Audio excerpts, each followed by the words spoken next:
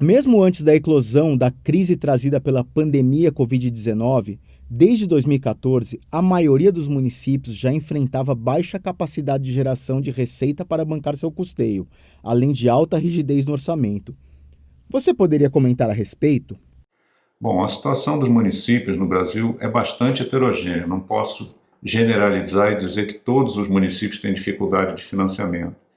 De modo geral, os municípios pequenos, de pouca população, têm uma situação fiscal tranquila, porque recebem muito dinheiro da União, são muito beneficiados pelo Fundo de Participação dos Municípios.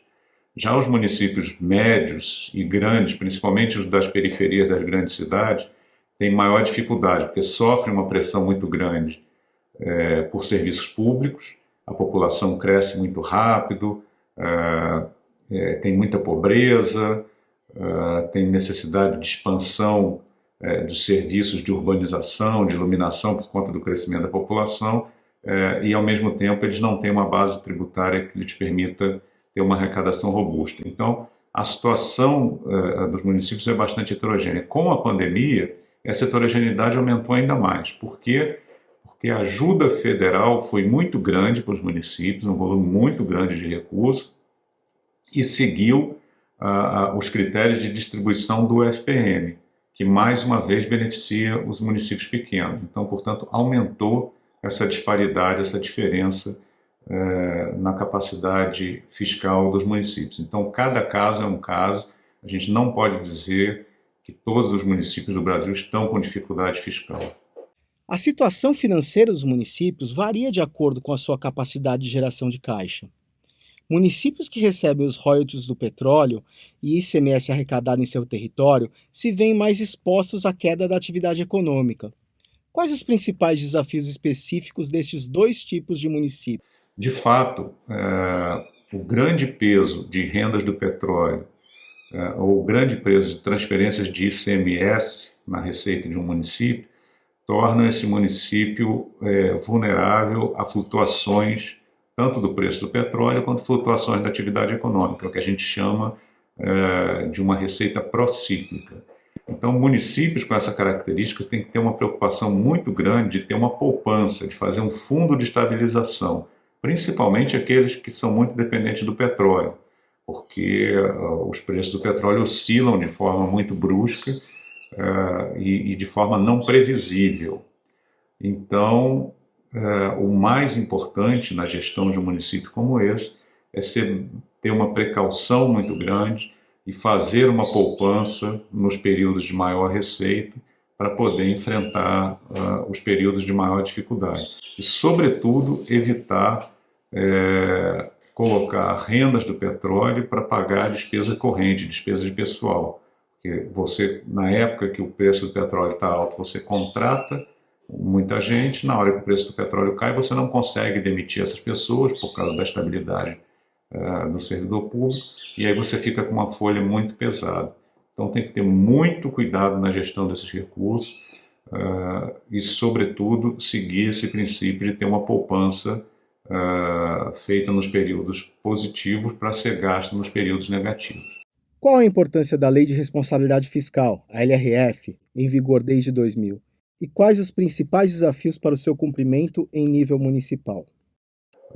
Ela estabelece limites máximos de endividamento, limites máximos de contratação de pessoal, ela estabelece critérios contábeis de apresentação das contas. Então, ela, antes de ser uma lei, ela é um manual de boa gestão. Então, o gestor que está interessado em fazer uma gestão transparente e eficiente, ele deve ter bastante atenção em relação às regras da Lei de Responsabilidade Fiscal e até mesmo porque, se não segui-las, ele pode ser processado e punido. Diante da enorme desigualdade social brasileira, a LRF tem sido criticada por limitar a capacidade de endividamento do setor público, o que atrasaria, por sua vez, investimentos em saúde e moradia, entre outros serviços. Por outro lado, os defensores da responsabilidade fiscal dizem que, em longo prazo, municípios financeiramente equilibrados, entre outros entes federados, têm mais capacidade de investir. Como estudioso do tema, você poderia comentar a respeito?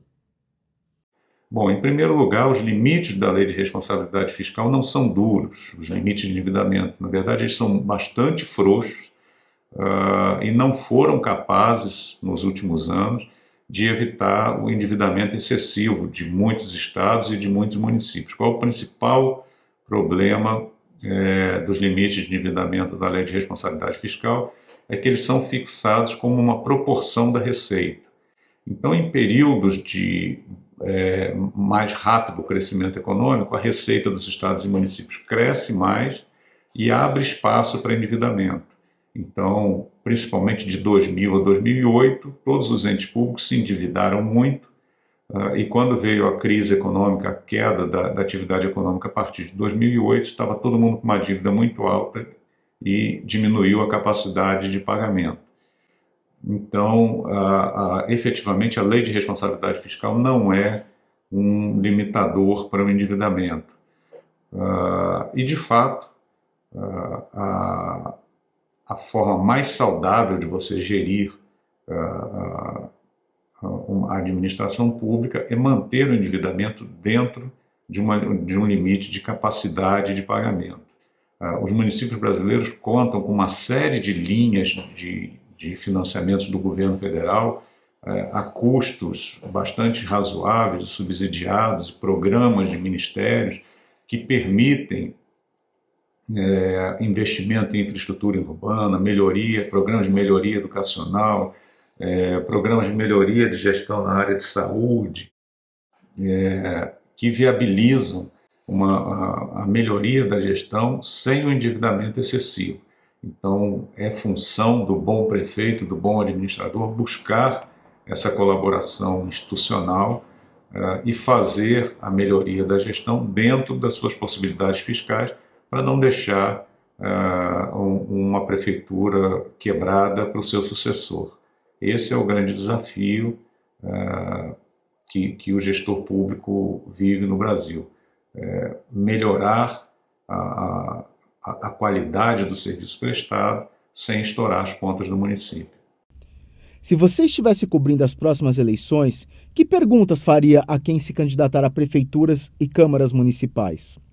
Bom, eu focaria minhas perguntas na questão da educação. Eu perguntaria ao prefeito o que você está planejando para melhorar o desempenho dos alunos da rede municipal nos exames de proficiência, para que o seu município tenha uma nota mais alta no IDEB e nas demais avaliações. Você tem alguma programação para fazer os seus alunos participarem de Olimpíadas de Matemática, estimular os seus alunos a ir além de simplesmente passar de ano?